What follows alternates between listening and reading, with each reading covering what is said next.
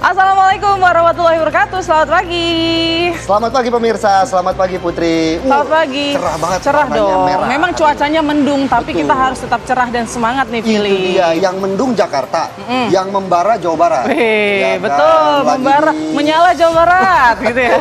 Menyala kan gitu kan, lagi Ya, banyak ini masalah ternyata. Cuacanya memang bikin enak tidur nih kayaknya, tapi Bahkan makanya kita harus ceria Betul. untuk menyemangati mengawali aktivitas. Ya. Nah, biasanya ini kalau kita lihat becek-becek ini biasanya hujan muncul genangan, tapi kalau Philip Kenangan mantan, ya kan, banyak kenangan mantan biasanya. Makanya hati-hati kalau lewatin air, banyak kenangan kalau habis hujan begini. Jadi kita akan bahas ada dua topik menarik ya, Putri, di Jawa Barat. Bagaimana kemudian perkembangan kasus dokter yang bermasalah di sana. Tapi sebelum ke sana tentunya pemirsa, kami masih memiliki sejumlah informasi menarik untuk Anda. Salah satunya adalah pelaku penculikan anak berusia 13 tahun di kawasan Pasar Rebo, Jakarta Timur ini akhirnya berhasil diringkus oleh kepolisian Polda Metro Jaya.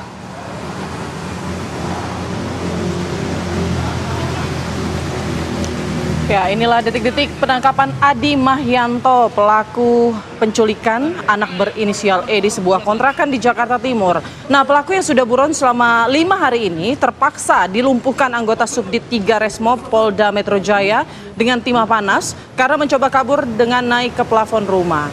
Nah, selain meringkus pelaku, polisi juga berhasil menemukan korban yang saat penangkapan ini tengah bersama dengan pelaku. Dari hasil pemeriksaan, pelaku mengakui mencabuli, bahkan memperkosa korban sebanyak 3 kali. Sementara dari hasil visum, korban mengalami luka robek di bagian alat vital. Dan hingga kini pelaku masih dilakukan pemeriksaan di Polda Metro Jaya dan akan dikenakan pasal berlapis dengan pasal 328 KUHP dan Undang-Undang Perlindungan Anak.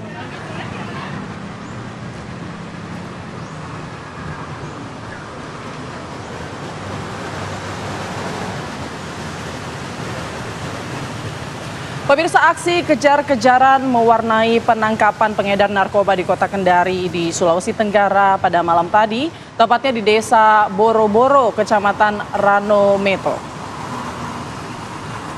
Ya pemirsa, dalam video memang tampak bagaimana aksi kejar-kejaran untuk menangkap pelaku pengedar narkoba, di mana karena sudah terkepung, pelaku ditangkap di belakang salah satu rumah warga, di mana di lokasi itu ternyata pelaku baru saja melakukan pengedaran dengan sistem tempel. Polisi kemudian melakukan pengembangan hingga ke kamar pelaku dan kembali menemukan barang bukti lain. Dari penangkapan itu, polisi mengamankan 13 paket dengan berat 3,8 gram dengan barang bukti lain berupa timbangan digital, ada belasan pipet, dan juga alat hisap sabu.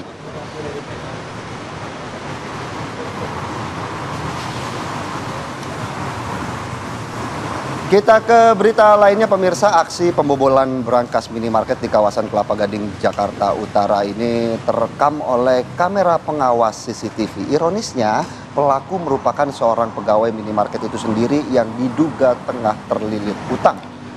Ya, kita lihat ya dari rekaman video ini terlihat pelaku beraksi seorang diri menggunakan helm dan juga tas, kemudian membuka pintu minimarket di Jalan Boulevard Barat, Kelapa Gading, Jakarta Utara. Pelaku lalu naik ke lantai 2 tempat penyimpanan brankas dan dengan leluasa ia mengambil uang di dalam brankas. Pihak minimarket mengatakan pelaku merupakan pegawai minimarket tersebut dan sudah bekerja selama 2 tahun terakhir. Diduga pelaku nekat mencuri lantaran tengah terlilit utang. Sebelumnya pelaku diperintahkan menaruh uang hasil penjualan ke dalam brankas. Pelaku diduga sudah merencanakan aksinya itu dengan sengaja tidak mengunci brankas tersebut. Uang sebanyak lebih dari 45 juta rupiah dan sejumlah rokok digasak pelaku. Kenapa ada plus rokoknya, Put? Kenapa harus ada plus rokoknya? Ya lumayan loh, mahal harga rokok. Iya sih, irit juga ya. Irit pelaku. Ya, kita ke informasi lain pemirsa. Ada seorang ibu rumah tangga yang tengah mengendarai sepeda motor bersama anaknya terjatuh setelah nyaris menjadi korban jambret. Ya pemirsa, peristiwa ini terjadi di Kota Palangkaraya, Kalimantan Tengah. Menurut saksi mata, ini kejadian berawal bagaimana dari seorang ibu dan juga anaknya terjatuh.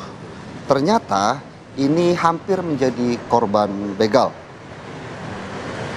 Menurut saksi mata, korban dijamret saat mengantar anaknya ke sekolah. Korban kemudian terjatuh akibat gelang emas di bagian tangan ditarik oleh pengendara motor lainnya. Namun pelaku gagal mendapatkan gelang tersebut. Gelang emas korban terlepas di aspal bersama dengan jatuhnya korban. Korban kemudian berteriak minta tolong, membuat kedua pelaku kabur melarikan diri kocar-kacir ke arah Jalan RTA Milono, Kota Palangkaraya.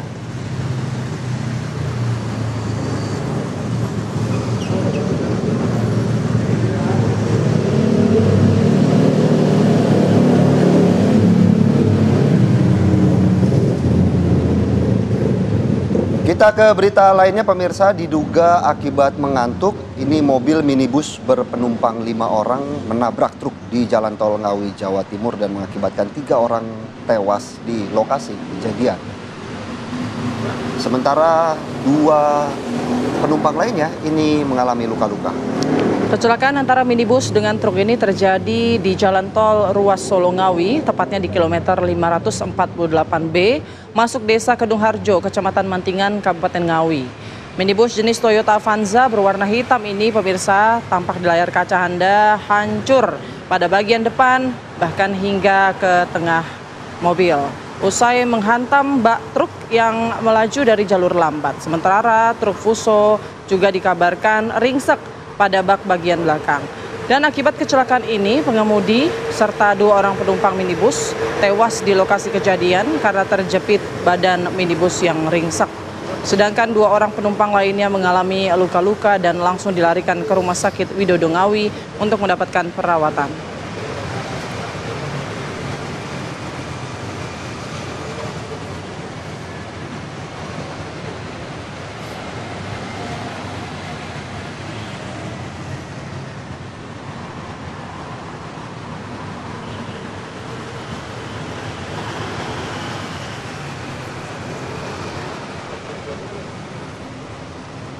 Ya pemirsa, kita juga mau memantau ya bagaimana situasi arus lalu lintas pada hari ini pasca hujan, banyak genangan dan juga kenangan kalau kata Philip ya. Takut ke bawah masa lalu gitu ya. Sudah ada rekan-rekan dari NTMC Polri, ada Bribtu Eklesia yang mengabarkan dari Tebet, Jakarta Selatan. Selamat pagi Bribtu Eklesia, bagaimana pantauan pada pagi hari ini?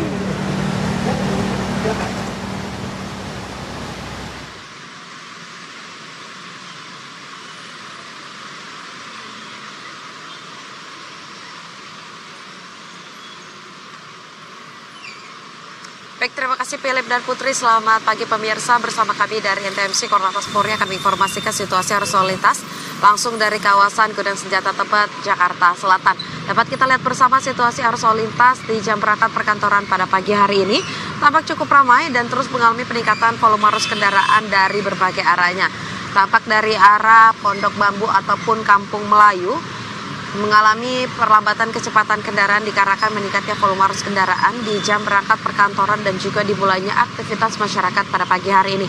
Kami menghimbau kepada seluruh pengendara untuk selalu menjaga jarak aman kendaraan Anda dengan kendaraan lainnya dan selalu menjaga batas maksimal kecepatan kendaraan Anda. Dan bagi pengendara roda 2 yang akan melintas di kawasan ini untuk tetap berhati-hati dan juga menggunakan helm pada saat sedang berkendara demi keselamatan bersama. Dan untuk situasi arus kondisi lalu lintas dari arah Kuningan yang akan menuju ke arah Pondok Bambu ataupun Kampung Melayu pada pagi hari ini tampak cukup kondusif, lancar dengan kecepatan kendaraan yang dapat ditempuh berkisar 30 sampai dengan 40 km per jam. Kami menghimbau kepada seluruh pengendara, pastikan selalu menjaga jarak aman kendaraan Anda dengan kendaraan lainnya. Dan bagi para pejalan kaki yang akan melintas di kawasan ini, tetap dapat berhati-hati pada saat Anda sedang menyeberang jalan dan dapat menggunakan jembatan penyeberangan orang yang telah tersedia. Dan juga dikarenakan cuaca yang tidak menentu di kawasan DKI Jakarta dan sekitarnya, pastikan selalu berhati-hati dikarenakan banyaknya jalanan yang licin dan juga struktur jalan yang tidak rata akibat curah hujan. Dan berdasarkan data yang RSMS Korlantas Polri, angka kecelakaan lalu lintas di seluruh Indonesia per 1 kali 24 jam terjadi 227 kasus laka lantas yang mengakibatkan 18 orang meninggal dunia, 35 orang luka berat dan 303 orang luka ringan. Dari kasus laka lantas tersebut 99% terjadi di jalan non-tol. Untuk itu kami menghimbau kepada seluruh pengendara, pastikan terus meningkatkan konsentrasi Anda pada saat sedang berkendara dan tidak melakukan aktivitas lain yang dapat memecah konsentrasi Anda. Bagi Anda pemirsa yang ingin mendapatkan informasi situasi arus lalu lintas selengkapnya, dapat menghubungi call center kami di 1569 ataupun melalui SMS Center di 9119. Selamat beraktivitas, hati-hati di jalan, dan salam presisi. Demikian Bribtu Eklesia melaporkan, kembali kepada Philip dan juga Putri. Silakan. Aura kasih piara kucing Persia. Cakep. Terima kasih Bribtu Eklesia untuk laporannya langsung dari kawasan Tebet, Jakarta Selatan. Nanti kita juga habis ini mau kontak karena kita balik dari sini lewat situ juga, Putri. Masih macet atau enggak? Kita tanya ya. Ya, mudah-mudahan enggak ya. Mudah-mudahan. Anda kembali di Apa Kabar Indonesia Pagi pemirsa. Setelah sepinya sambutan kedatangan Megawati Hangestri Pertiwi, atlet bola voli berjuluk Megatron yang baru saja kembali ke Indonesia pada Selasa lalu, Bupati Jember Muhammad Fawaid mengundang Megawati bersama keluarga untuk bertemu. Tapi ini kita harapkan kader PDIP ikut nggak ya? Bukan, ini beda. Beda? Ini Megawatinya Megatron ini. Megatron. Ya, didampingi beberapa anggota keluarganya, atlet bola voli Megawati Hangestri Pertiwi memenuhi undangan Bupati Jember Muhammad Fawaid di Pendopo Wahya Wibawa Graha. Dalam kesempatan ini, Megatron menceritakan pengalamannya selama berlaga di Liga Voli Korea Selatan, termasuk mengenai julukan Megatron yang disematkan publik Korea Selatan. Atlet bola voli asal Kabupaten Jember berjuluk Megatron ini pulang kampung setelah 2 tahun bermain untuk tim Red Spark di Liga Voli Korea Selatan. Selain ingin dekat keluarga, Megatron memutuskan hengkang dari tim Red Spark karena ingin mencoba peruntungan karir bola volinya di negara-negara lain. Sudah pasti Megawati diincar oleh negara-negara lain dengan spike-spike kerasnya. Begitu, Putri.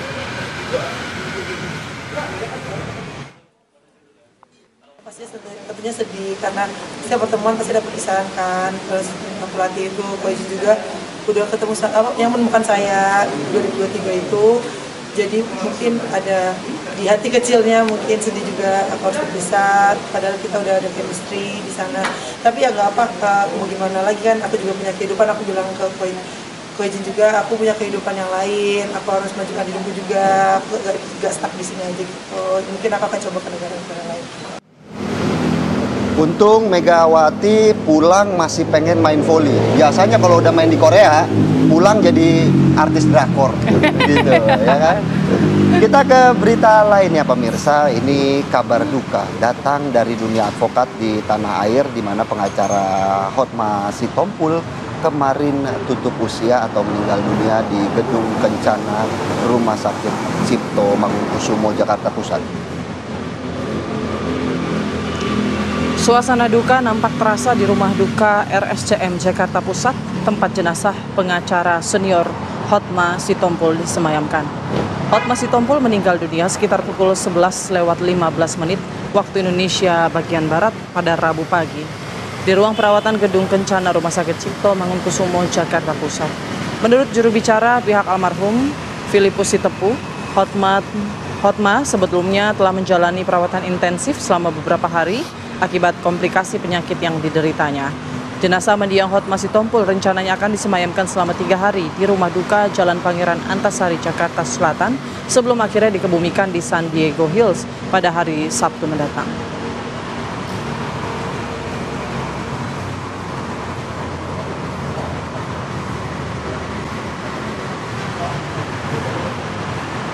Pemirsa, perwakilan tim pembela ulama dan aktivis TPUA diterima Presiden Republik Indonesia ke-7 Joko Widodo di kediamannya. Mereka datang bersilaturahmi sekaligus meminta Jokowi untuk memperlihatkan ijazah asli UGM.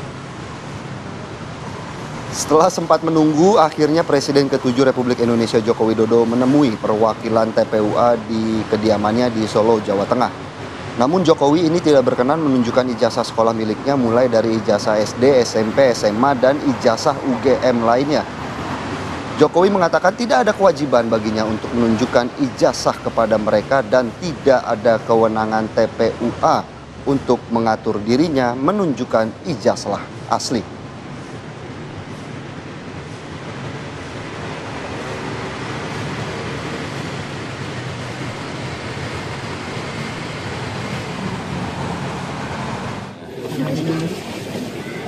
Alhamdulillah sudah saya terima tadi di dalam rumah. Karena apapun beliau ini ingin silaturahmi, tentu saya terima dengan baik. Kemudian yang kedua, karena beliau ini meminta untuk bisa saya menunjukkan ijazah asli, saya sampaikan bahwa tidak ada kewajiban dari saya untuk menunjukkan itu kepada mereka. Dan juga tidak ada kewenangan mereka untuk mengatur saya untuk menunjukkan ijazah asli yang saya miliki. Ya, kecuali Pak Jokowi daftar CPNS. Baru dicek. Baru dicek ijazahnya ya.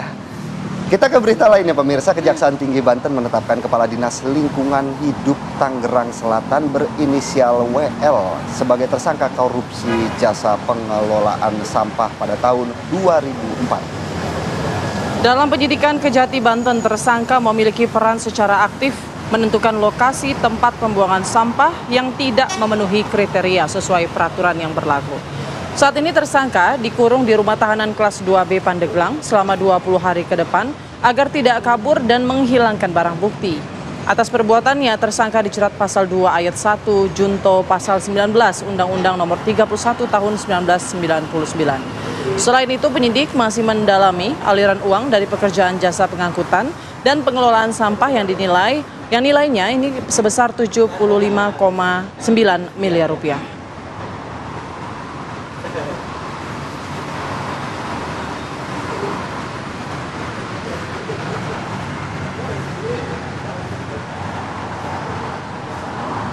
Ya, sementara itu pemirsa, Kejaksaan Agung masih menelusuri asal uang 60 miliar rupiah dalam kasus suap Hakim Pengadilan Negeri Jakarta Pusat. Hingga saat ini pemirsa, total tersangka kasus suap dalam vonis lepas CPO ada 8 orang. Kemudian Kejaksaan Agung kemarin juga telah menyegel 2 kendaraan yang baru disita sebagai barang bukti. Salah satu yang sedang didalami adalah sumber uang 60 miliar rupiah yang disepakati sebagai suap dalam vonis lepas korupsi CPO yang disidangkan di Pengadilan Jakarta Pusat. Selain telah menetapkan 8 orang tersangka, Kejagung juga telah menyita sejumlah kendaraan mewah dan dokumen lainnya. Kejagung juga telah memeriksa 17 orang saksi dalam kasus ini.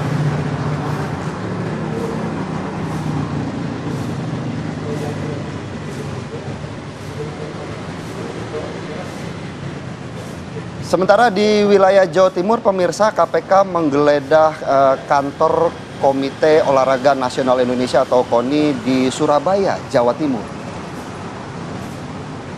Ya, Ketua KONI Jawa Timur M. Nabil membenarkan adanya penggeledahan tersebut. Dirinya menjelaskan bahwa tim KPK memeriksa sejumlah dokumen dan beberapa orang terkait penggunaan dana hibah yang bersumber dari mantan Ketua DPRD Jawa Timur, Kusnadi, yang kini sudah berstatus sebagai tersangka. Nah, usai melakukan penggeledahan, tim KPK yang berjumlah sekitar 15 orang, ini kemudian membawa 2 koper barang bukti menggunakan 7 kendaraan. Hingga saat ini pihak KPK belum memberikan pernyataan resmi terkait penggeledahan yang dilakukan di wilayah Jawa Timur, khususnya di kota Surabaya.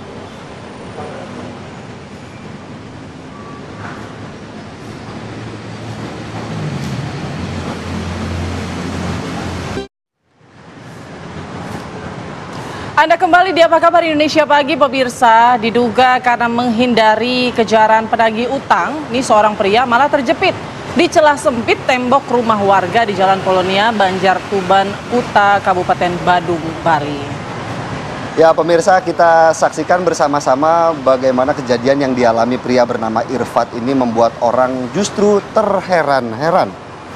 Diduga Irfat terperosok dari lantai 2 rumah saudaranya dan jatuh ke celah di antara tembok 2 rumah hingga terjepit selama hampir 2 jam. Untuk menyelamatkan korban yang sudah dalam kondisi lemas, lagi-lagi petugas damkar yang menjadi ujung tombak Kabupaten Badung ini kemudian menjebol tembok kamar mandi dengan mesin gergaji dan palu besar. Setelah 1,5 jam, korban berhasil dikeluarkan dalam kondisi selamat. Yang jadi pertanyaan, yang nagih hutang kemana? Ya kan? Masih ditagih nggak kalau kayak gini? Kalau udah lemes kayaknya kesian ya. kayaknya ya. Minggu depan deh kayak baru bayar. Dijadwalin tetap ya. Ya, kita ke berita lainnya pemirsa. Kondisi sejumlah pasien yang diduga mengalami keracunan makanan di wilayah Klaten, Jawa Tengah ini kemudian berangsur membaik sehingga posko kesehatan yang ada di desa kemudian ini ditutup dan dialihkan ke puskesmas. Ya, data dari posko kesehatan hingga Rabu sore kemarin pemirsa, total warga yang mengalami keracunan ini ada 152 orang. Dari jumlah itu, 51 orang dirawat di rumah sakit dan puskesmas, 3 pasien telah dinyatakan sembuh dan diperbolehkan pulang. Sementara warga yang menjalani rawat jalan ada 97 orang. Dan dari jumlah itu, 36 orang sudah dinyatakan sembuh dan 61 orang masih menjalani rawat jalan. Karena kondisi yang berangsur membaik, posko kesehatan di Desa Karangturi ditutup dan dialihkan ke Puskesmas Gantiwarno. Sebelumnya, ratusan warga mengeluh sakit perut dan pusing seusai menyantap hidangan di acara pentas wayang kulit di Desa Karangturi, Kecamatan Gantiwarno, Kabupaten Klaten, Jawa Tengah yang digelar pada Sabtu lalu.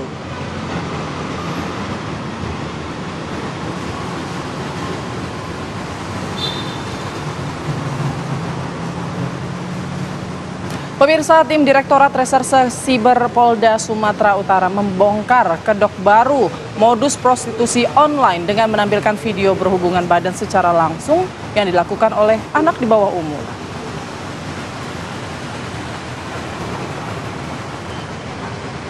Dalam sebuah rumah indekos elit, petugas mengamankan para pelaku dan korban yang tengah usai melakukan live streaming berhubungan badan. Kebanyakan pemeran dalam video live streaming yang dihadirkan ialah anak di bawah umur dengan estimasi berusia 15 hingga 16 tahun. Kasubdit 2 Ditsiber Polda Sumut mengatakan pelaku memberi upah kepada Germo dan korban ini sebesar Rp750.000 hanya untuk sekali tampil dan dibagikan secara merata. Petugas mengamankan 6 buah gawai, 1 set spray tempat tidur dan sebuah lampu untuk melakukan live. Atas perbuatannya para pelaku diganjar pasal berlapis Undang-Undang Elektronik serta keasusila anak di bawah umur dengan ancaman denda Rp1 miliar serta kurungan 6 tahun penjara.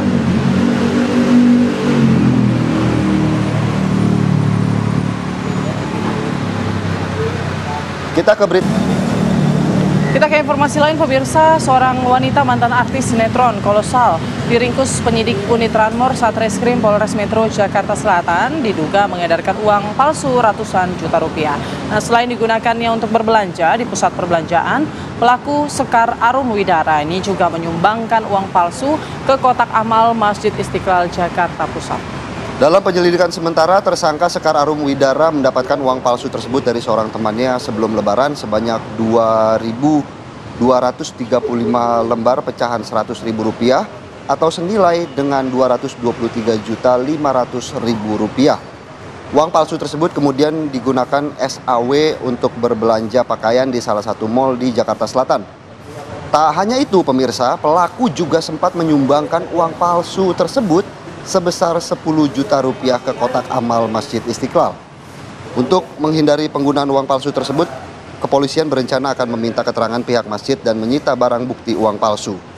Polisi juga masih terus mendalami keterlibatan pihak lain termasuk suami dan temannya. Ini yang diduga memberikan uang palsu kepada SAW.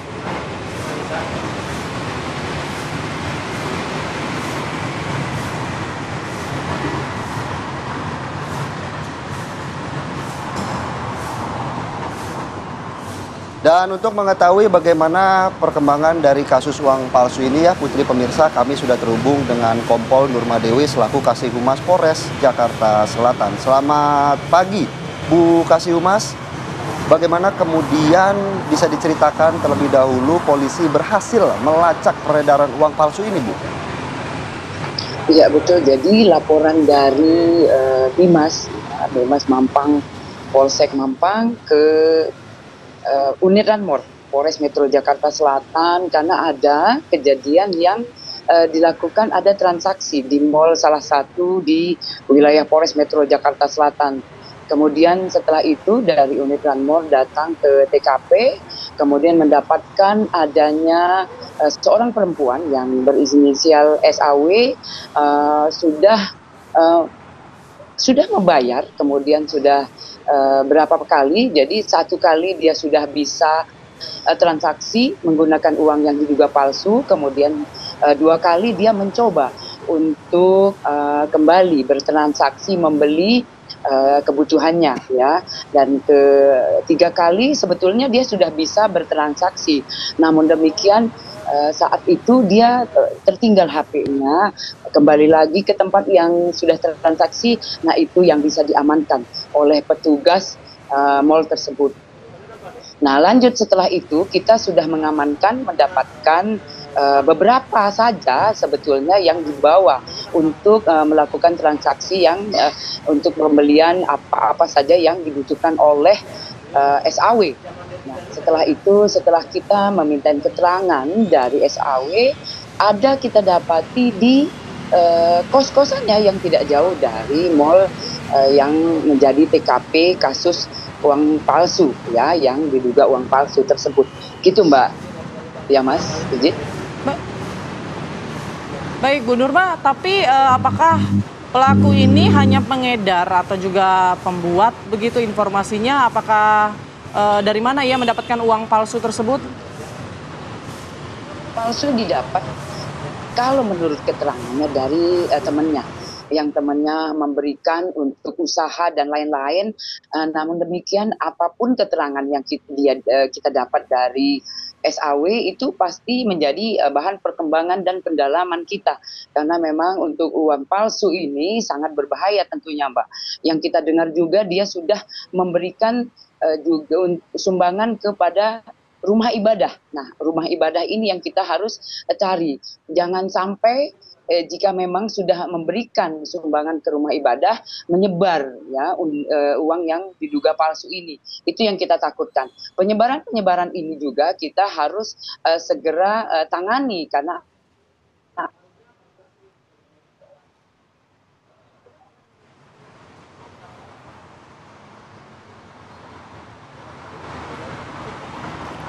Baik Bu Nurma. Bu Nurma, kami tidak bisa mendengar suara Anda, Bu Nurma. Sepertinya kita mengalami gangguan komunikasi dengan Kasih-Humas Polres Jaksel, Kompol Nurma Dewi. Tadi dari keterangannya disampaikan ya bahwa pelaku ini beraksi di sejumlah tempat perbelanjaan begitu ya. Namun hanya karena handphone yang ketinggalan dan akhirnya dia balik lagi ke situ dan akhirnya terbongkarlah aksi yang dia lakukan ini. Oke.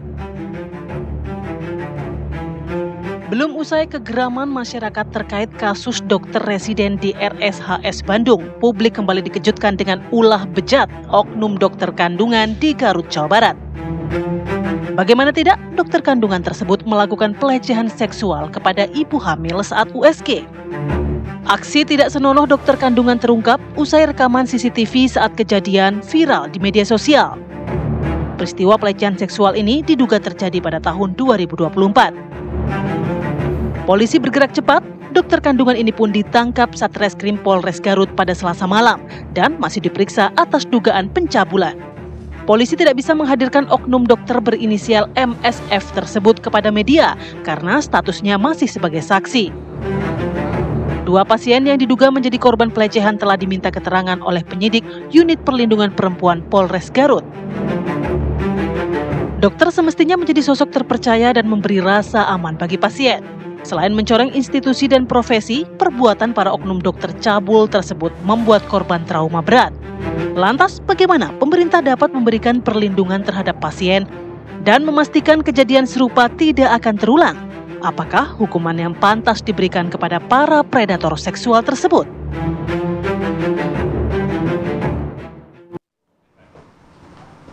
Ya pemirsa, sebelumnya Majelis Kehormatan Disiplin Kedokteran Indonesia mendatangi Polres Garut, Jawa Barat untuk meminta keterangan oknum dokter yang diduga melakukan pelecehan terhadap pasien ibu hamil.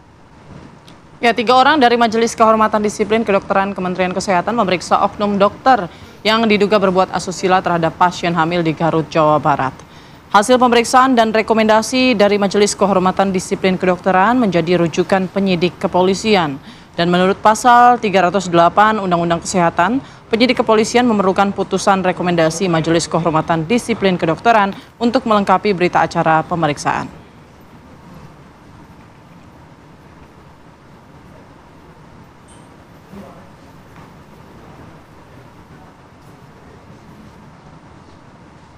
Ya, sementara itu pemirsa, Ikatan Dokter Indonesia IDI Jawa Barat mengecam tindakan dokter spesialis kandungan yang diduga melakukan pelecehan seksual terhadap pasiennya di sebuah klinik di Garut, Jawa Barat saat pemeriksaan USG. Ya, pelaku terancam diberhentikan dari keanggotaan IDI dan berikut pernyataan Ketua IDI Jawa Barat, Dr. Lutfi. Barat sudah berkoordinasi dengan Ikatan Dokter Indonesia cabang Kabupaten Garut untuk menelusuri permasalahan tersebut. Dari data yang kami dapatkan bahwa yang bersangkutan itu memang betul seorang dokter spesialis kandungan dan bertugas di Kabupaten Garut sejak tahun 2023. Sedangkan kasusnya sendiri terjadi di tahun 2024. Dan yang bersangkutan ini bekerja di salah satu rumah sakit pemerintah dan juga beberapa klinik yang ada di Kabupaten Garut. Dan sanksi yang akan kami berikan saat ini dalam proses pembahasan di Majelis Kehormatan Etik Kedokteran dan juga Dewan Pertimbangan Ikatan Dokter Indonesia. Dan tentunya kami juga paralel menunggu hasil penyelidikan dan penyidikan yang dilakukan oleh pihak kepolisian. Sanksi terberat yang dapat kami berikan kepada yang bersangkutan adalah sanksi disiplin berupa pemberhentian yang bersangkutan dari keanggotaan Ikatan Dokter Indonesia. Ya pemirsa, satu persatu ya curhatan korban ya, diduga korban dari dokter kandungan di Garut, Jawa Barat ini bermunculan di sosial media. Tidak hanya satu, bahkan di luar prakteknya, ini katanya juga kabarnya di rumahnya juga dia kerap melakukan KDRT dan segala macam. Tapi itu pun masih dalam penyelidikan juga ya. Tapi paling tidak perilakunya ini sudah berulang kali ia lakukan. Baik itu terhadap pasien maupun terhadap asisten rumah tangganya. Nah lalu kira-kira hukuman berat apa yang pantas diterapkan begitu ya, dijatuhkan untuk oknum-oknum dokter yang seperti ini gitu Kak. Dan juga dorongan masyarakat terkait hukuman kebiri kimia, apakah sudah pantas dilakukan atau diberikan kepada para pelaku kejahatan seksual yang korbannya ini lebih dari satu. Kita bahas ya pada pagi hari ini bersama sejumlah narasumber yang sudah hadir di studio. Ada Mas Vincentius Mendrova, pakar hukum Universitas Pelita Harapan. Selamat pagi, Mas Vincent. Selamat pagi, Bang Vincent. Selamat pagi, Mas. Kemudian juga di studio ada Mas Hermawan Saputra, Ketua Umum Pengurus Pusat Ikatan Ahli Kesehatan Masyarakat Indonesia. Selamat pagi. Selamat pagi, Mas Hermawan. Selamat pagi, Bang Philip. Ada juga nanti terhubung dengan sambungan Zoom ya, ada Reza Indragiri selaku psikolog forensik. Tapi kita akan sapa Bang Reza. Nanti kita ke Bang Hermawan terlebih dahulu, Bang. Bagaimana melihat fenomena ini dokter lagi menjadi sorotan begitu, Bang? Ya betul, ini bukan hal yang terus-terusan harusnya berulang ya. Tapi kalau bisa cukup sampai di sini. Mungkin. Karena ya, mungkin. Ya, ini yang kita harapkan. Ya. Tentu saja karena profesi dokter ini adalah salah satu tulang punggung layanan kesehatan.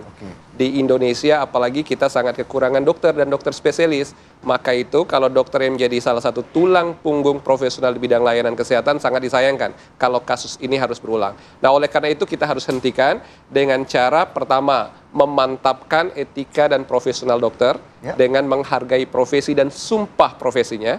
Yang kedua nanti dengan cara memperbaiki tata kelola layanan kesehatan. Apakah itu di rumah sakit, di klinik, puskesmas, balai pengobatan, dan lain-lain. Nah, kalau kita belajar dari kasus yang terjadi di Garut dan sebelumnya di Bandung, ini juga berkaitan dengan dua hal itu. Menyangkut profesionalitas dan integritas pribadi seorang dokter. Yang kedua adalah tata kelola dan prosedur layanan itu sendiri yang menjadi persoalan. Nah, dua sisi ini harus kita benahi dan kalau bisa cukup sampai di sini, Bung Philip dan Mbak Putri. Nah, ini yang kita harapkan. Tapi begini yang menarik, kasus ini bisa jadi memang fenomena gunung es. Banyak kasus yang mungkin terjadi tetapi tidak terekspos dan terlaporkan karena menyangkut martabat. Pemeriksaan kesehatan itu cukup private. Nah, kalau kita telah kasus yang di Garut ini nanti kita lihat dari perspektif hukum juga. Itu ada kamera CCTV di dalam ruang praktek dokter ketika ada hubungan antara dokter dengan pasiennya. Nah, dua sisi. Terekspos memang karena ada tindakan abuse of professional. Artinya ada tingkatan yang praktek tanda kutip, tapi juga di sini ada CCTV di dalam ruang praktek. Sebenarnya boleh nggak? Boleh nggak tuh? Ini mengekspos sisi kerahasiaan pasien justru. Sebenarnya Seharusnya tidak boleh, Oke. karena informasi medis memang hak pasien. Tetapi medical record dan kerahasiaan medis itu statusnya cukup diatur dengan ketat. Bahkan bisa terkategori rahasia negara tuh kalau disejajarkan dengan itu. Saking pentingnya menutup informasi dan kerahasiaan pasien. Nah, itu sisi lain ya. Tetapi bahwa di situ juga seorang dokter seharusnya juga ada pendamping. Nah, ini yang saya sebut sebagai dengan prosedur layanan. Ada sebenarnya yang disebut dengan patient center care atau patient and family center care. Itu diatur dalam kewajiban Vaskes dan dimuat di dalam akreditasi, baik akreditasi rumah sakit maupun akreditasi klinik. Apa yang dimaksud patient center care? Itu respect to dignity, penghormatan terhadap martabat, sehingga seyogianya bila pasien dan dokter itu berbeda jenis kelamin, paling tidak harus ada pendampingan. Betul. Baik dari sisi keluarga pasien, apalagi juga dari sisi tenaga kesehatan yang melayani. Nah, ini di samping gunanya untuk memberikan komunikasi, informasi, dan edukasi agar tidak hanya dipahami oleh pasien, tapi keluarga pasien juga harus paham supaya ada proses pelayanan kesehatan yang optimal atas tindakan dan konsekuensi medis setelahnya. Nah, tetapi di sisi lain ini menyangkut respect to dignity tadi. Nah, ini adalah penghormatan terhadap martabat, sehingga seyogianya, apalagi dokter yang berbeda jenis kelamin ya dengan pasiennya. Jangankan yang berbeda jenis kelamin, yang sama saja harus didampingi. Karena sekarang ini penyalahgunaan pelecehan ya, itu tidak selalu identik dengan yang berbeda jenis kelamin kan. Nah, sama pun itu bisa menjadi persoalan. Ini lagi-lagi menyangkut prosedur yang harus kita kuatkan, dan ini menjadi evaluasi juga, baik tidak hanya bagi profesional atau individu dokter, tapi juga dari provider layanan atau Vaskes. Kebetulan kami juga mengelola rumah sakit dan klinik, dan ini menjadi concern ya terhadap kualitas pelayanan terhadap publik. Oke. Mbak Putri.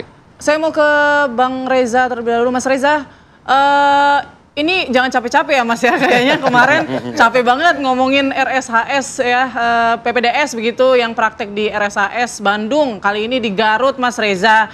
Ini kok muncul terus nih kasus-kasus serupa ini, fenomena yang terjadi ini, apakah memang benar yang dinyatakan Mas Hermawan ini sebetulnya kayak gunung es begitu ya, ini puncaknya, di bawah-bawahnya ternyata mungkin bisa jadi banyak nih kasus-kasus serupa.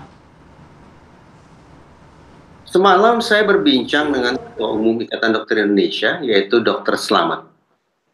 Alih-alih meyakini bahwa kita bisa memotret masalah ini dengan kiasan gunung es, justru Dr. Slamet saya simak menyebut ini anomali.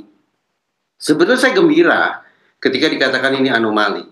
Karena yang saya tafsirkan, kata anomali menunjukkan bahwa sesungguhnya ada jauh lebih banyak lagi dokter yang berperilaku baik, yang memberikan pelayanan prima. Sementara kalau kita pakai asumsi fenomena gunung es, maka justru sebaliknya, jauh lebih banyak lagi dokter-dokter yang terkesan atau barangkali punya persoalan hukum, melakukan penyimpangan dan menyalahgunakan kewenangannya untuk kemudian menjahati pasien-pasiennya. Pertanyaannya, sekarang kita mau meyakini asumsi apa? Apakah ini anomali ataukah ini gunung es? Sayang beribu sayang, sampai hari ini saya tidak punya akses ke data Ikatan Dokter Indonesia terkait dengan seberapa banyak sesungguhnya angka realnya itu seperti apa. Penyimpangan terutama sekali terkait dengan kekerasan seksual yang sudah dilakukan oleh oknum dokter. Pertanyaan yang kedua adalah, lantas bagaimana penyikapan organisasi terhadap angka-angka itu? Kasus demi kasus, dokter demi dokter diapakan oleh organisasi? Tidak cukup sampai pada data di tingkat organisasi. Karena kekerasan seksual merupakan pidana, maka sudah barang tentu kasus-kasus kekerasan seksual yang dilakukan oleh oknum dokter harus sampai ke otoritas penegakan hukum. Sehingga muncul pertanyaan ketiga yang kurang lebih sama, yaitu berapa tinggi atau berapa rendah data yang dimiliki oleh otoritas kepolisian misalnya terkait dengan kekerasan seksual yang dilakukan oleh dokter. Kalau data itu tersedia, pertanyaan yang keempat, lagi-lagi mirip. Apa penyikapan hukum terhadap kasus-kasus kekerasan seksual tersebut? Sekali lagi, sepanjang yang saya simak dalam sekian banyak forum diskusi maupun pemberitaan di media, tidak ada data itu. Sehingga praktis kita tidak pernah bisa berdiskusi secara benar-benar objektif dan terukur. Sehingga pada akhirnya kita teryakinkan pada asumsi fenomena gunung es, ataukah ini anomali belaka? Baik Bang Reza, tapi kalau kita melihat bagaimana fenomena dokter yang bermasalah ini, kemudian kan seorang dokter yang memiliki kekuatan yang cukup besar ya untuk memeriksa tubuh pasien yang sakit, kemudian malah disalahgunakan. Kalau Bang Reza sendiri melihat bagaimana perilaku dari dokter tersebut, apakah yang bermasalah memang dokternya tersebut atau memang pengawasannya yang tadi Bang Hermawan bilang ada gitu kesempatan, ya? Ada begitu peluang. Ya. Gayung bersambut kalau kata Putri. Pertama, kalau kita tinjau dari perspektif teoritis, maka memang kita punya alasan untuk khawatir bahwa jangan-jangan ini bukan hanya satu atau dua peristiwa. Kalaulah sebutan fenomena terlalu dramatis, anggaplah ternyata ini jumlahnya barangkali tidak sedikit. Kenapa? Karena ya apa boleh buat, kalau kita pakai teori relasi kuasa, teori power asymmetry, maka ya kita bisa potret relasi antara dokter dengan pasien memang relasi yang rentan seandainya tidak ada pengendalian. Satu pihak kuat, pihak lainnya lemah. Ada yang dominan, ada yang submisif. Ada yang mengendalikan, ada yang dikendalikan. Satu pihak yang serba kuat, serba dominan itu, hitung-hitungan di atas kertas memang berpotensi menjadi pelaku. Sementara pihak yang lemah, yang submisif, yang dikendalikan akan terdudukkan sebagai korban. Namun saya tidak akan gegabah menyebut bahwa niscaya relasi antara dokter dengan pasien adalah relasi yang berbahaya atau beresiko bagi pasien. Tidak. Karena relasi kuasa yang timpang itu atau power asymmetry itu tidak akan ada mewujud sebagai perilaku kejahatan sekiranya ada pengendalian. Baik pengendalian dari dalam diri si dokter sendiri, intrinsik sifatnya, atau pengendalian dari luar, ekstrinsik, pengawasan bentuknya. Nah, dari poin satu ini, kita maka bisa masuk ke poin kedua untuk menyimpulkan, maka boleh jadi peristiwa-peristiwa semacam ini terjadi karena adanya faktor pendorong dan faktor penarik. Faktor pendorongnya terletak pada dimensi individu. Si dokter, apakah dia memang punya persoalan ketidaktaatan pada etik, atau punya persoalan stres yang coba diatasi dengan melakukan kejahatan, ataukah faktor keletihan, ataukah faktor kelainan seksual atau gangguan jiwa seperti yang diutarakan oleh Polda Jabar. Sementara pada pull factor atau faktor penariknya, dimensi organisasi. Kalau bicara dimensi organisasi, silakan kita coba cek sama-sama seberapa jauh otoritas kedokteran kita punya faktor-faktor pendukung atau tidak untuk menegakkan etik itu. Ditambah lagi dengan adanya, ini yang saya paling khawatirkan, adanya jiwa korsa menyimpang. Secara tipikal, sejawat, kolega, atas nama kesetiakawanan, boleh jadi akan memilih untuk tutup mulut terhadap segala macam bentuk penyimpangan, aib, kesalahan, bahkan mungkin kejahatan yang dilakukan oleh sejawat mereka. Nah, kalau kemudian kita bersepakat bahwa dimensi individu dan dimensi organisasi saling berkontribusi bagi terjadinya peristiwa-peristiwa yang menakutkan sekaligus menyedihkan ini, maka memang kita harus turun mesin. Pembenahannya betul-betul menyeluruh, baik pada insan kedokterannya maupun pada otoritas kedokterannya.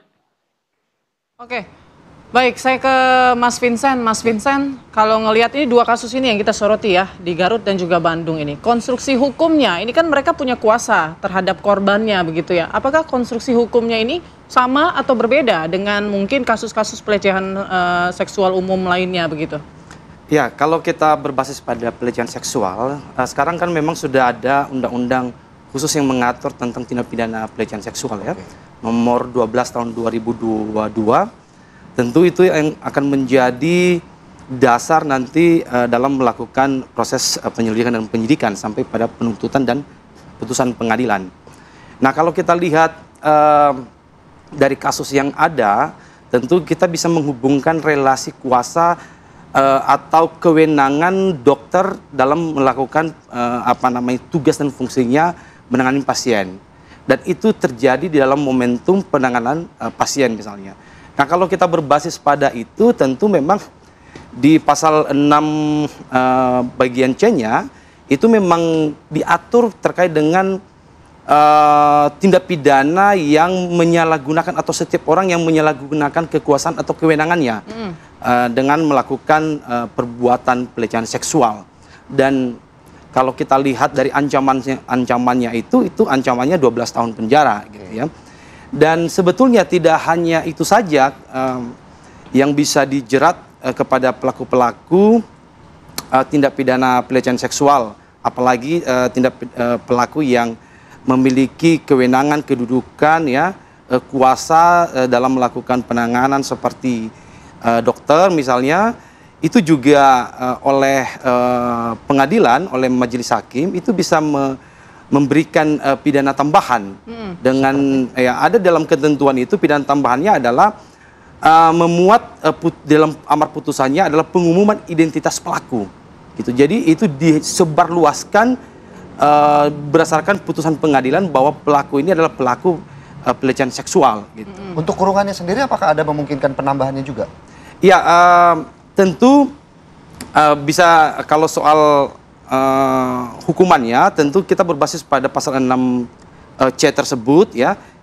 Hukumannya 12 tahun penjara. Sejauh ini semua kasus pelecehan pasti maksimal 12. Ya, maksimal 12 tahun penjara. Tetapi ada pidana tambahan termasuk tuntutan ganti rugi atau restitusi. Nah, ini yang menarik untuk bisa diperhatikan dan kita sorot bersama juga. Karena memang di dalam Undang-Undang Nomor 12 Tahun 2022 ini oleh undang-undang itu diberikan amanat atau kewenangan kepada penyidik untuk melakukan penyitaan terhadap harta kekayaan pelaku ini yang tujuannya nanti untuk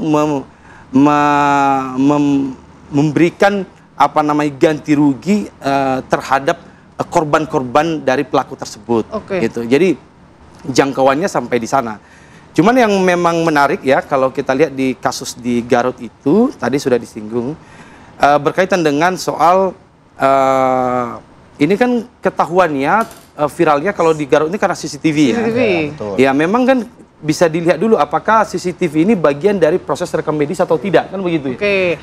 Bagian dari prosedur SOP dalam penanganan pasien atau tidak. Meskipun dengan demikian di dalam undang-undang tindak pidana pelecehan seksual ini itu memang diatur secara spesifik ya dalam hal melakukan perekaman termasuk CCTV ini wajib atas sepengetahuan orang tersebut ya tidak spesifik kepada pasien, kepada siapapun gitu, terutama yang memiliki muatan seksual. Nah, kalau berkaitan dengan CCTV di ruang pemeriksaan seperti itu, ini tujuannya apa? Kan orang kan pasien kan buka.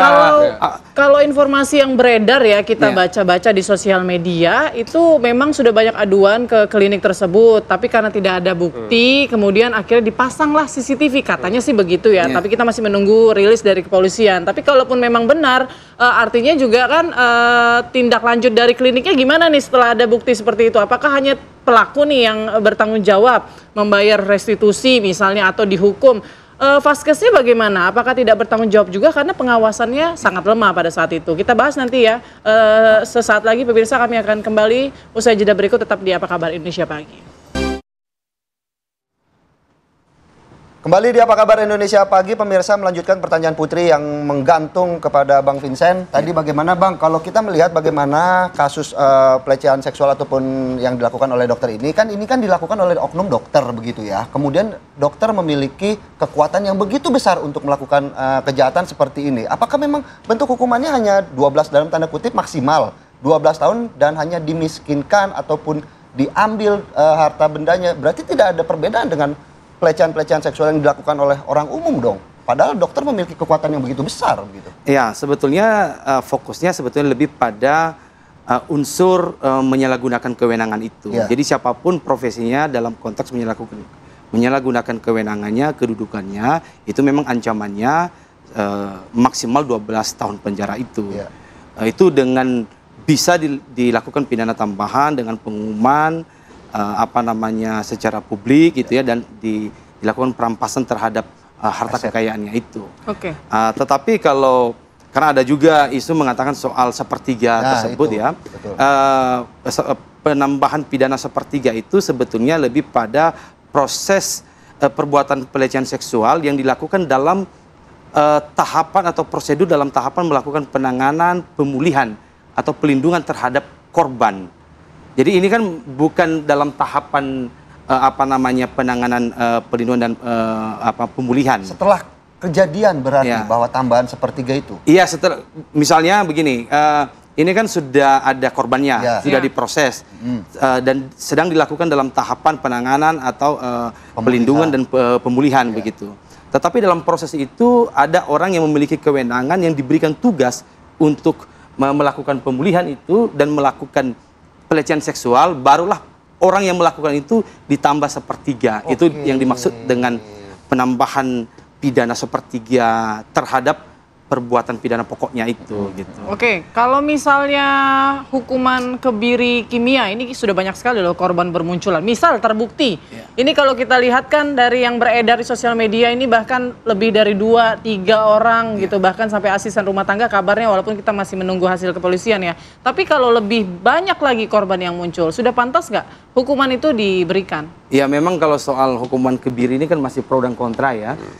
Tetapi saya pikir ini juga bisa menjadi bahan diskursus kita semua ya. Kalau ini menjadi sangat fatal, apalagi pelakunya ini satu orang bisa melakukan tindak pidana pelecehan seksual yang begitu banyak korban. Nah ini bukan tidak mungkin ada tahapan sampai ke tahap kebiri itu, tetapi memang ini masih tahap pro dan kontra gitu. Kalau kita lihat dalam proses penyelidikan dan penyidikan yang dilakukan, masih fokus pada undang-undang tindak pidana pelecehan seksual ini, terutama di pasal 6C ini gitu. Nah harapan kita sebetulnya ya tadi itu selain ditetapkan tersangka, memang segera dilakukan penyitaan terhadap aset-asetnya tersebut gitu.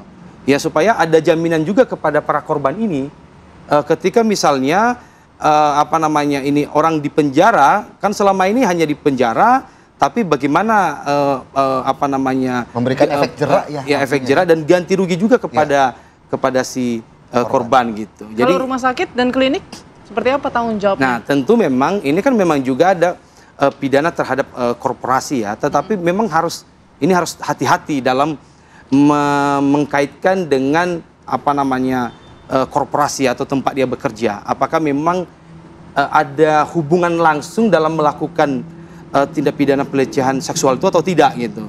Nah ini memang ya kita lihat karena itu dalam proses penyidikan akan terlihat apakah memang ada unsur sengaja misalnya dalam pemasangan CCTV tersebut ya. Nah apakah juga ada tujuan lain yang direncanakan oleh pemilik vaskes itu gitu ya dalam perekaman CCTV itu gitu. Yang pasti itu tidak boleh dilakukan perekaman CCTV itu meskipun tadi misalnya niatnya baik ya. Untuk membuktikan. Untuk membuktikan, tapi itu tidak boleh kecuali karena memang diatur kalau itu bermuatan seksual.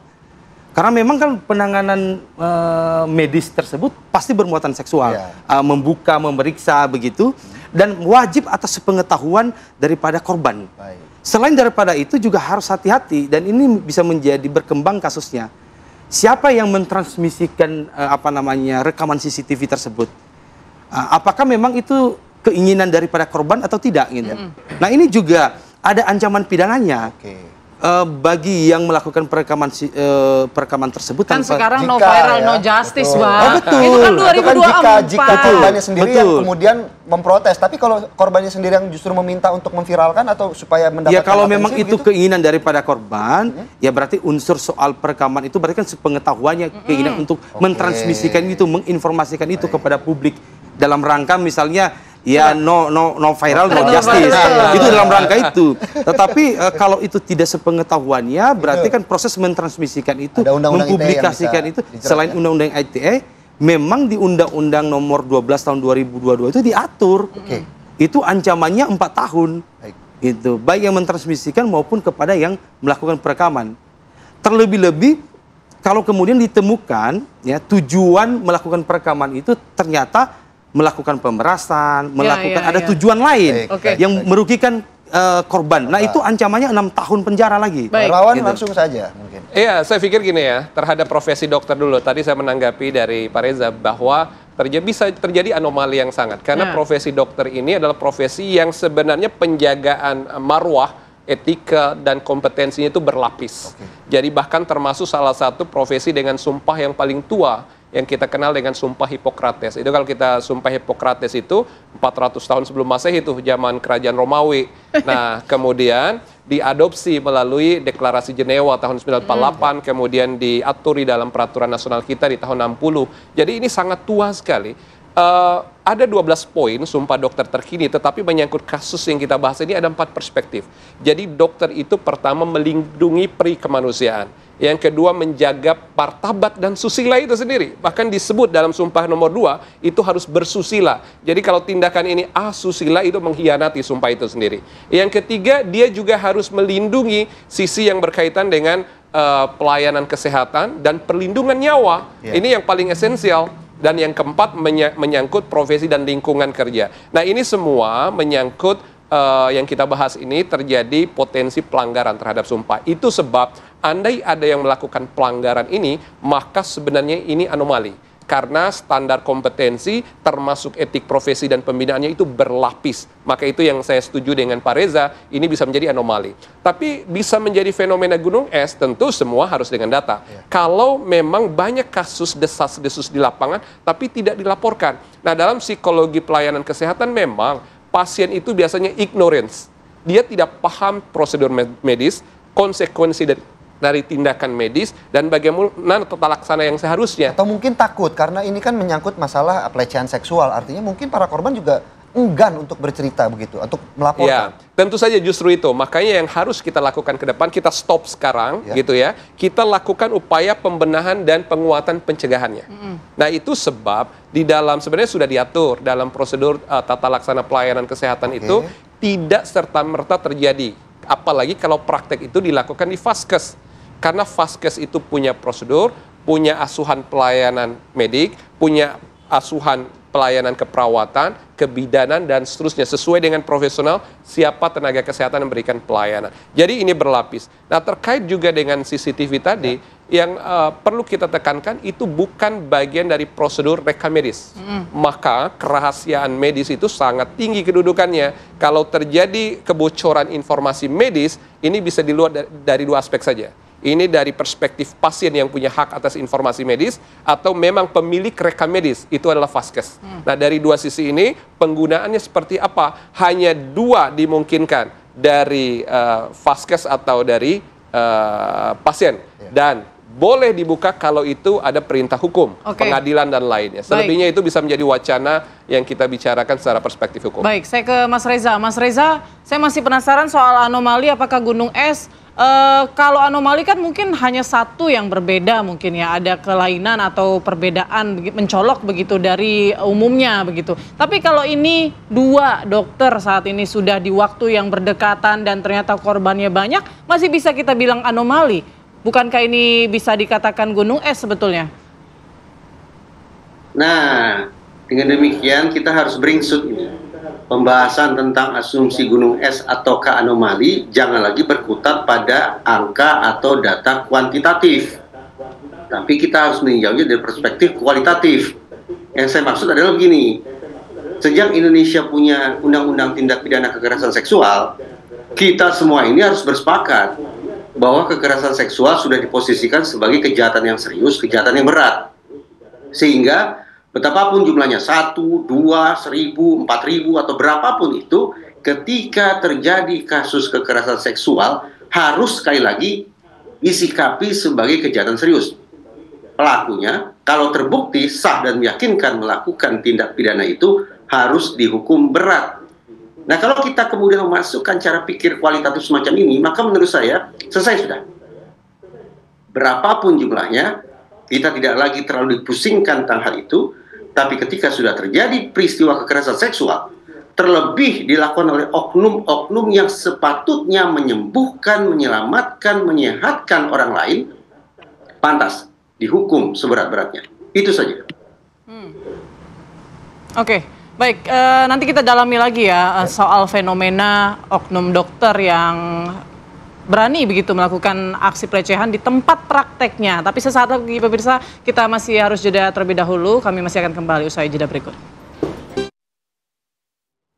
Ya, kembali di Apa Kabar Indonesia Pagi pemirsa. Saya mungkin ke Mas Hermawan terlebih dahulu ya. Mas Hermawan, ini yang perlu kita evaluasi, ini nggak cuma dari sekedar pelaku dan klinik atau vaskesnya saja, tapi mungkin pengawasan dari Yankes mungkin, atau dari Dinkes, atau bahkan dari kementeriannya sendiri, kita perlu perbaiki begitu ya. Anda melihatnya apa saja yang mungkin catatan yang perlu dibenahi oleh pemerintah ataupun juga penyedia layanan kesehatan? Oke, jadi di internal vaskes, baik rumah sakit maupun klinik, itu sebenarnya ada proses yang sebenarnya rutin dilakukan, yaitu audit klinis, kalau itu menyangkut tindakan klinis atau praktek layanan. Tapi juga ada yang menyangkut audit layanan, apabila ada komplain, ketidakpuasan, dan juga keluhan dari pasien dan keluarga. Nah, dua-duanya ini di internal vaskes itu ada mekanisme. Itu sebab kalau dulu dikenal ada SPI istilahnya. Apa itu? Satuan Pengawas Internal kalau di rumah sakit.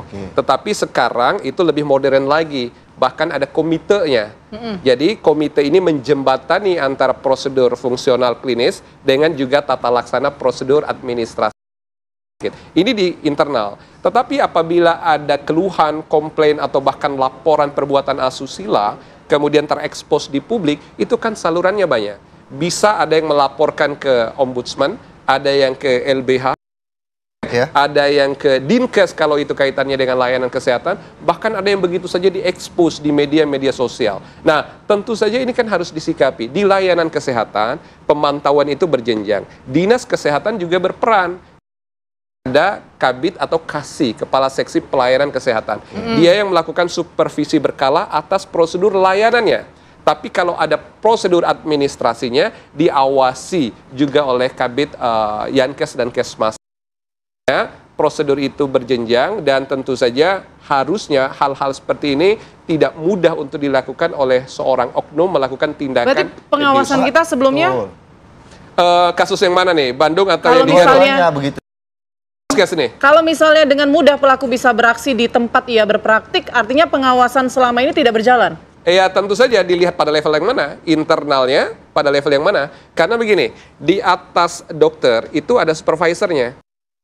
Kalau di rumah sakit saya ambil contoh ada yang disebut dengan SMF, Satuan Medik Fungsional. Dokter apa nih? Spesialis apa? Dia punya kelompok, namanya SMF. Ada manajer dokternya di atasnya, gitu ya?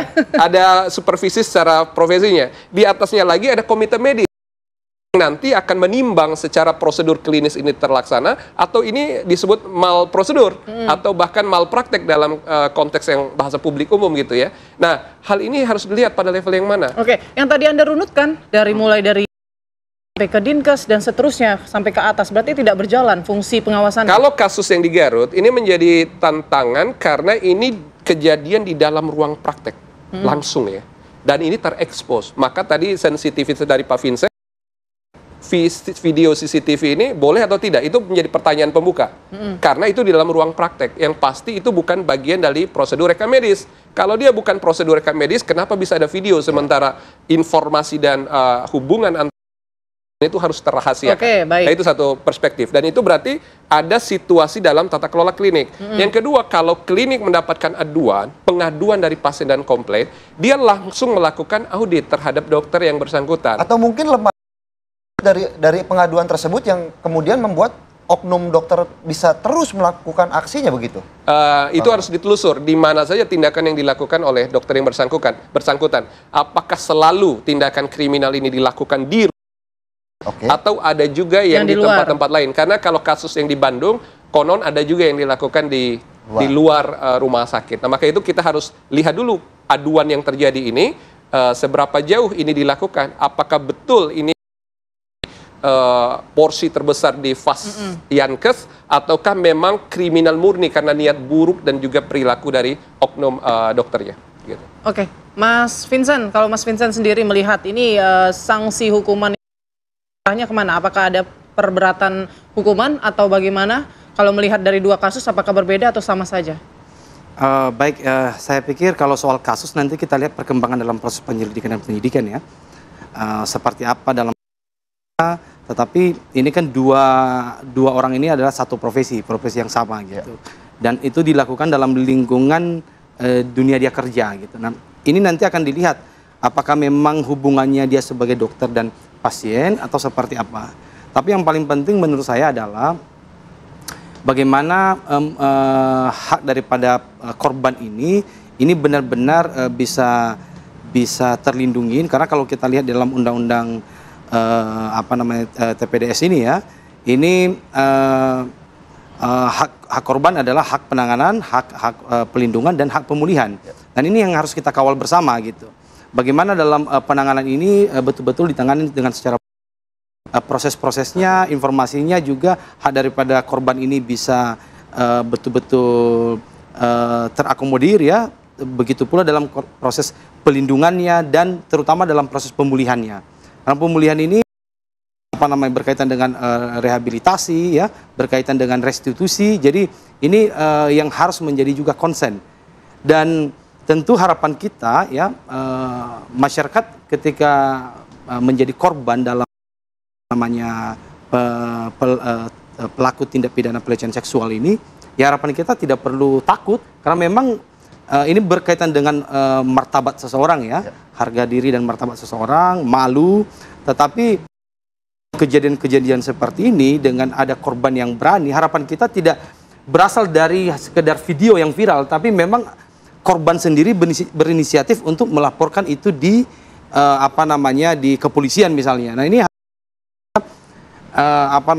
pelaku-pelaku tindak pidana pelecehan seksual ini, karena memang ini adalah tindak pidana yang sangat serius ya gitu. Jadi ini bisa terhentilah, tidak hanya kepada profesi kedokteran, di semua sektor profesi ini bisa terjadi pelecehan seksual tersebut. Betul. Nah, ini yang kita tekankan juga, mengedukasi masyarakat terutama yang untuk lebih berani korban bersuara, untuk berani ya? untuk bersuara.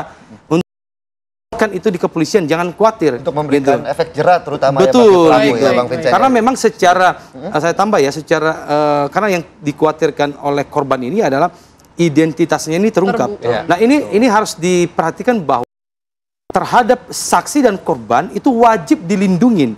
Tidak boleh diberitahukan, tidak boleh diekspos identitasnya. Nah, ini harus ada keberanian. Jadi jangan khawatir soal identitas tersebut. Sedikit terakhir mungkin ke Bang Reza, mungkin kalau tadi ada sedikit irisan terkait anomali dan memang untuk pembenahan sistem kesehatan di kita ini perlu pembenahan yang begitu besar dalam konteks pengawasan begitu, Bang Reza? Saya ingin mendudukan persoalan ini sebagai persoalan hukum. Nah, kalau kita bicara tentang bagaimana mengatasi masalah ini dengan dasar berpikir hukum, maka ada 4 dimensi yang semestinya harus dikelola secara simultan. Mulai dari preemptif, berarti bicara tentang edukasi etik, kedisiplinan, pelurusan jiwa korsa, dan sejenisnya.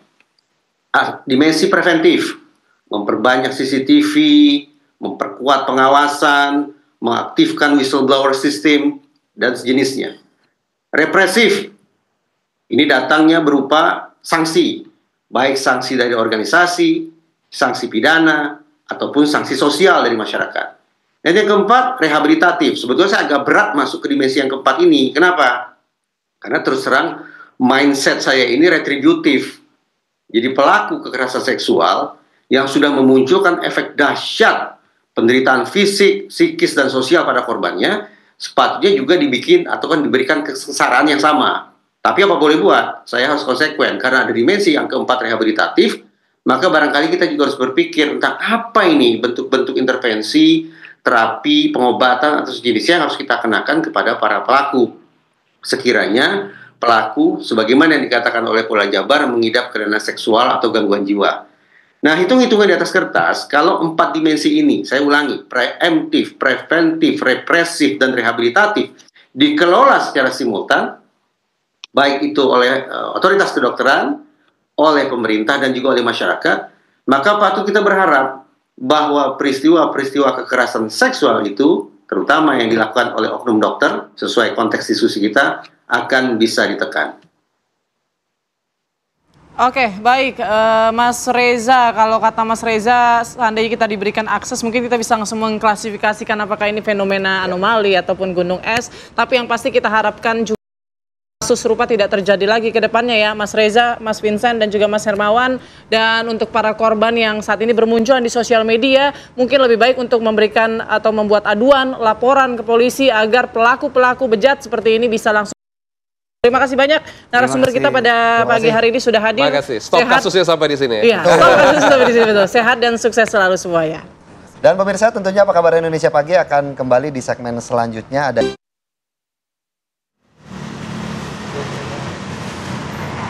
Anda kembali di Indonesia Pagi, pemirsa. Usai menabrak sebuah mobil minibus bermuatan belasan jerigen BBM dirusak warga di Cianjur, Jawa Barat. Berikut cuplikannya pemirsa, ini bukan aksi Fast Furious seperti yang di film-film, namun ini adalah aksi kejar-kejaran warga dengan mobil minibus bermuatan jerigen berisi BBM yang kemudian berakhir setelah pemilik mobil minibus ini terpojok di area sempit ladang perkebunan. Si pengendara mobil berhasil lolos dari kejaran warga, namun warga yang jengkel ini spontan merusak mobil minibus bermuatan BBM tersebut. Hingga kini, polisi masih terus melakukan pencarian si pemilik mobil dan terus mendalami BBM yang dibawanya.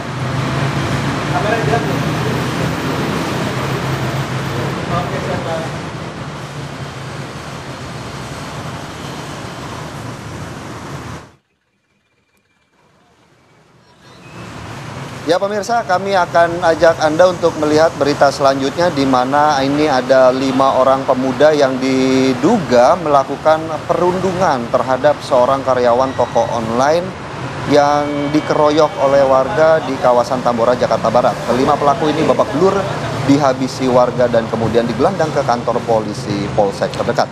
Ya, 5 orang pemuda yang diduga melakukan perundungan ini diamuk warga saat dibawa ke pos keamanan warga di Jalan Duri Selatan, Tambora, Jakarta Barat. Perundungan tidak hanya dilakukan melalui percakapan grup WhatsApp, tapi para pelaku ini juga melakukan perundungan dan divideokan, direkam begitu. Korban kemudian melaporkan tindakan para pelaku ke RT setempat. Kemudian kelima pemuda dipanggil pihak RT, namun warga yang mengetahui peristiwa perundungan itu pun langsung meluapkan kemarahan mereka kepada kelima pemuda itu. Petugas kepolisian dari Polsek Tambora yang menerima laporan ini lalu menuju ke lokasi dan petugas sempat kewalahan, namun kelima pelaku kemudian berhasil dimasukkan ke dalam mobil polisi dan dibawa ke Polsek Tambora.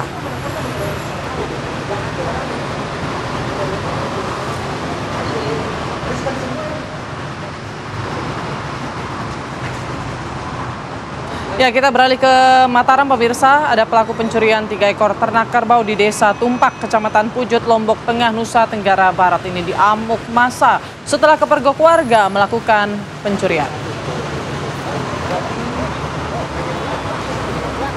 Kita lihat sama-sama pemirsa bagaimana para pelaku ini yang diperkirakan lebih dari 1 orang sempat mempertahankan hasil curiannya itu dengan memberi perlawanan. Namun aksinya berhasil dikalahkan oleh warga. 1 orang pelaku berhasil ditangkap dan dihajar beramai-ramai oleh warga. Sebelumnya ini memang pemilik ternak berusaha mengikuti jejak kaki kerbaunya, di mana pukul 3 dini hari bersama warga menemukan kerbaunya sedang digeret oleh pelaku pencurian. Pelaku kini ditahan di Mapores Lombok Tengah dan atas perbuatannya pelaku diancam dengan pasal 363 KUHP, yakni pencurian dengan pemberatan dengan hukuman 5 hingga 7 tahun penjara. Agak PR kayaknya kalau maling kerbau ya, Put ya. Kalau effortnya ya? Iya, itu. Kalau maling motor bisa langsung kabur cepat ya. Maling kerbau nariknya berat ya. Digendong nggak tuh? Kita ke berita lainnya pemirsa, ini ada 8 makam keramat palsu di wilayah Cianjur, Jawa Barat yang dibongkar oleh warga dan aparat setempat. Warga ini resah keberadaan makam palsu ini disinyalir untuk menyesatkan orang dan tentunya mencari keuntungan bagi beberapa pihak. Ya, warga serta aparat desa ini didampingi TNI dan juga kepolisian langsung membongkar 8 makam keramat palsu di Kampung Baru Limus, Desa Cikancana, Kecamatan Sukaresmi, Cianjur, Jawa Barat. Untuk memastikan isi dari makam tersebut, warga membongkar tumpukan batu yang ada di atas makam. Dan ternyata hanya makam buatan yang ditumpuk batu sungai dan nisan, kemudian ditutup kain putih. Di makam tersebut, warga tidak menemukan ada liang lahat yang berisi jenazah. Nah, sebelumnya ini tidak ada makam di area tersebut. Namun 2 tahun terakhir ini tiba-tiba ada 8 makam yang tidak jelas asal-usulnya dan juga tidak disertai nama jenazah di batu nisannya. Cukup banyak loh ya, 8 makam loh.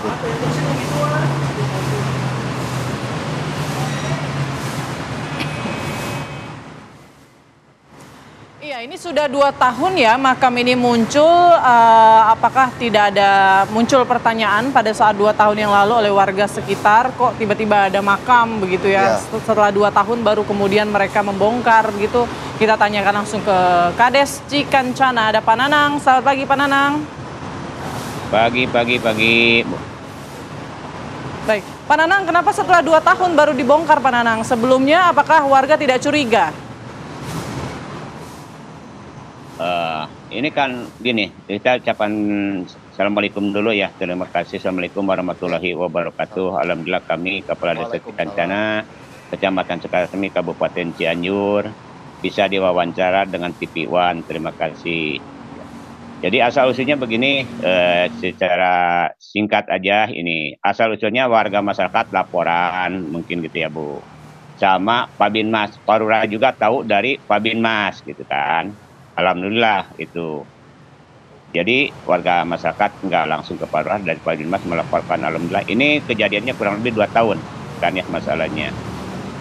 Waktu itu kami udah musyawarah ketua MUI sama lembaga BPD, LPM Karang Taruna gitu ya, masalahnya udah itu dicek, ternyata kami udah turun ke lapangan, betul. Bahkan makam tersebut itu kan banyak. Sebetulnya di situ yang diakui dengan warga masyarakat itu hanya satu, namanya Eyang Sawadah gitu kan. Saya sampai pertanyaan, ini siapa yang bikinnya gitu kan. Katanya Ustadz Duduh gitu kan waktu itu. Nah di situ saya tanya, dasar apa makam satu jadi banyak ini gitu kan, yang lainnya. Dasarnya dari irafa atau dari mimpi? Oh, kalau mimpi kok bisa dipercaya gitu ya masalahnya di situ. Nah, saya kaget, diamkan aja. Setelah itu banyak orang penjara kan gitu ya masalahnya di situ. Setelah itu saya backup, tidak ada yang lagi yang penjara Bu, masalahnya seperti itu. Kami tegas sebagai pemerintah desa karena itu kewajiban kita juga, tanggung jawab di akhirat itu ya, namanya dosa masalah penyesatan ke warga masyarakat. Itu selama 2 tahun diam Bu. Tiba-tiba karena saya kesal gitu ya, muncul lagi, bikin lagi di perbatasan Desa Cikancana di tanah perkebunan makam baru gitu kan masalahnya. Sama itu. Kok gara-gara ini saya stop di Desa Cikancana, misalnya tidak bisa aktivitas di Desa Cikancana gitu kan ya. Bikin lagi, makanya saya undang semua rekan-rekan media, saya ucapkan terima kasih pertama dari pihak media gitu ya. Dari Pak Kapolres, itu untungnya dari media jadi viral. Ya, saya juga sampai diundang dengan Pak Kapolsek, Pak Kades, katanya ini ada untuk pertanyaan masalah tentang makam. Dari mana? Dari Polres. Ya, itu untung, terima kasih banyak. Dari rekan-rekan media bisa viralkan saya sampai menantang ke pihak media. Waktu diwawancara di makam itu silakan Anda mewawancara saya, tapi Anda bikin viralkan kalau jadi media. Kalau Anda tidak berani memviralkan ini, jangan jadi wartawan. Itu saya sampai bicara begitu kan, itu masalahnya. Alhamdulillah. Pak Nanang, ini yang membangun makam palsu ini berapa orang Pak Nanang? Gitu ya, masalahnya Kapolsek, Camat gitu ya, dan Ramil gitu, MUI Kecamatan seperti itu. Alhamdulillah itu ya diadakan musyawarah gitu kan. Dalam musyawarah itu, mohon maaf saya potong Pak Nanang. Mempertanyakan, semua juga ditanya dengan Pak KBO dari Polres. Saya ucapkan terima kasih Pak KBO. Kalau tanpa masalahnya dukungan dari Polres itu tidak mungkin bisa selesai atau ya kapan saja mungkin berlarut-larut gitu ya masalahnya itu.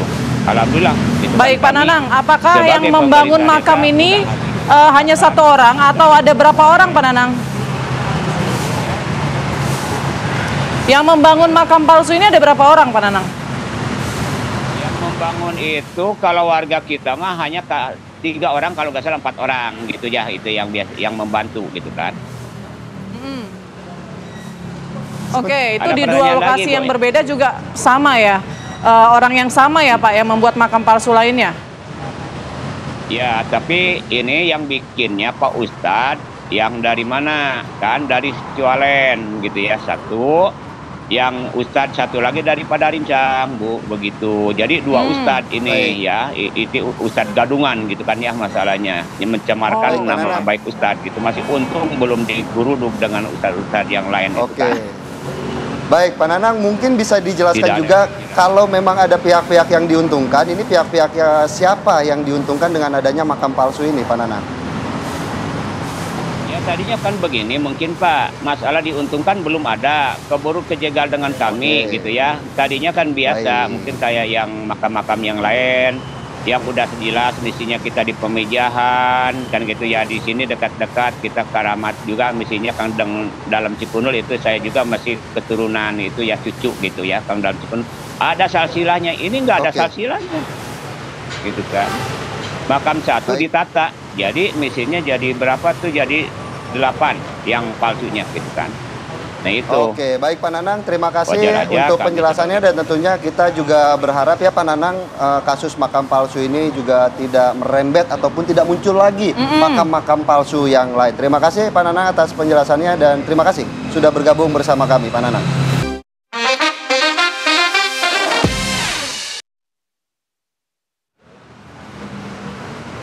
Pemirsa, sejumlah warga dan pengendara di Jalan Lingkar Luar Rawabuaya Cengkareng, Jakarta Barat ini protes terhadap petugas kepolisian yang melakukan penindakan menggunakan etle. Dalam video yang direkam warga ini, tampak sejumlah pengguna jalan dan warga memprotes keberadaan mobil milik kepolisian lalu lintas yang tengah melakukan tilang elektronik terhadap para pelanggar yang melawan arus dan tidak menggunakan helm. Warga juga sempat meminta petugas yang mengendarai mobil etle mobile ini untuk segera meninggalkan lokasi. Mereka menyadari melanggar lalu lintas dengan melawan arah, tapi warga berdalih jika hal ini dilakukan karena kesulitan melintas. Hal ini dikarenakan jalan menuju Duri Kosambi dan menuju Rawabuaya dan sebaliknya telah ditutup oleh Pemkot Jakarta Barat. Alhasil warga harus memutar sejauh 1 km dan kerap terjebak kemacetan saat menuju putaran balik.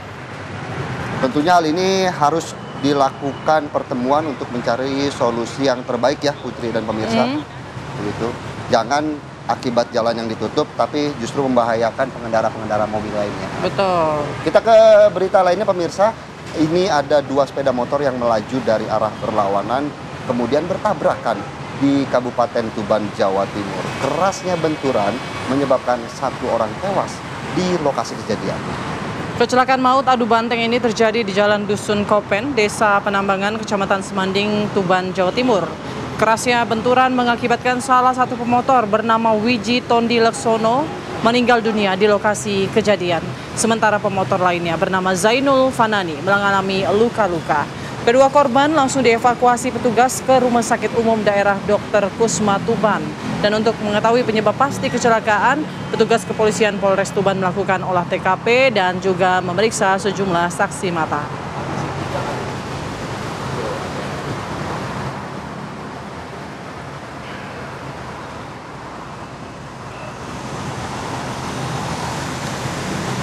Ya, selanjutnya pemirsa, ada seorang pria yang tewas tertabrak mobil oleh anaknya sendiri di Desa Kampung Gadang, Kecamatan Pariaman Timur, Kota Pariaman, Sumatera Barat pada sore kemarin.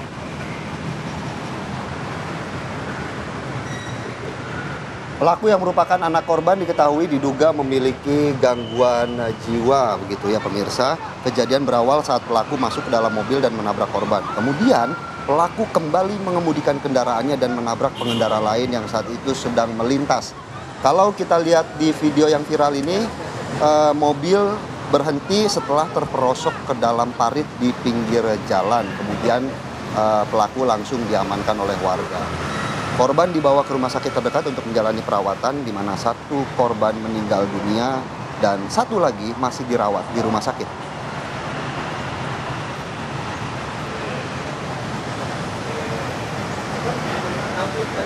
Kami masih memiliki banyak berita viral pemirsa, salah satunya ini ada viral di media sosial di mana aksi perampasan mobil oleh debt collector di area markas Kodam 5 Brawijaya. Aksi ini terjadi pada 8 April lalu, kemudian sempat gaduh karena diduga debt collector mencatut nama seorang perwira Kodam untuk memuluskan aksinya. Besar juga nyalinya ya, masuk ke markas Kodam begitu ya, untuk menyita mobil begitu. Nah ini video amatirnya pemirsa, aksi perampasan mobil yang dilakukan oleh 4 debt collector di kawasan markas Kodam 5 Brawijaya Surabaya. Videonya ini viral di media sosial. Atas ketidaknyamanan, Kapendam 5 Brawijaya menjelaskan perwira yang namanya dicatut itu tidak pernah mengenal para debt collector tersebut dan langsung melaporkannya ke Mapolrestabes Surabaya atas dugaan pencemaran nama baik. Sementara 4 debt collector yang beraksi di Makodam ini meminta maaf atas kegaduhan yang terjadi dan menjelaskan pihaknya tidak pernah mencatut nama perwira Kodam 5 Brawijaya seperti yang dinarasikan di media sosial.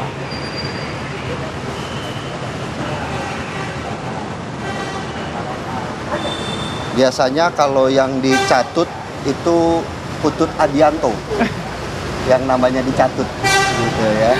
Atlet dia. Atlet catut. Ya. Oke, video viral lainnya pemirsa, ini ada marak pencurian sapi di 2 pekan terakhir ini terjadi di Kabupaten Tuban, Jawa Timur. Nah, warga ini berbondong-bondong mengevakuasi sapi dari kandang di tengah ladang untuk kemudian ini dibawa pulang ke rumah ya, begitu. Kalau tadi kita lihat pemirsa, warga di Desa Tlogowaru, Kecamatan Marakurak, ini viral ya di media sosial, di mana ada pencurian 2 sapi begitu yang dilakukan. Memang kalau tadi kita sudah bahas, agak ribet kayaknya ya kalau mencuri sapi, tapi keuntungannya cukup besar karena 1 ekor sapi aja puluhan juta. Betul. Karena pencurian ini kemudian berhasil digagalkan begitu ya oleh pemilik kandang.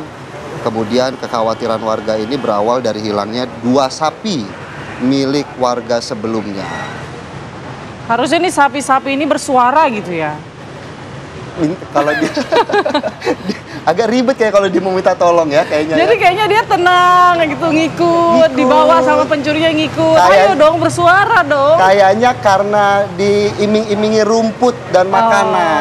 Ya, rumput tetangga kan lebih hijau biasanya begitu. Ya. Kita ke berita lainnya, pemirsa, masih berita-berita viral ini ada diduga karena menghindari dari kejaran penagih hutang, seorang pria justru terjepit di antara 2 celah tembok. Ya, kejadian ini terjadi di Banjar Tuban, Kuta, Badung, Bali, di mana kejadian yang dialami pria bernama Irfat ini membuat orang terheran-heran ya. Diduga Irfat ini terperosok dari lantai 2 rumah saudaranya dan jatuh ke celah di antara tembok 2 rumah hingga terjepit selama hampir 2 jam.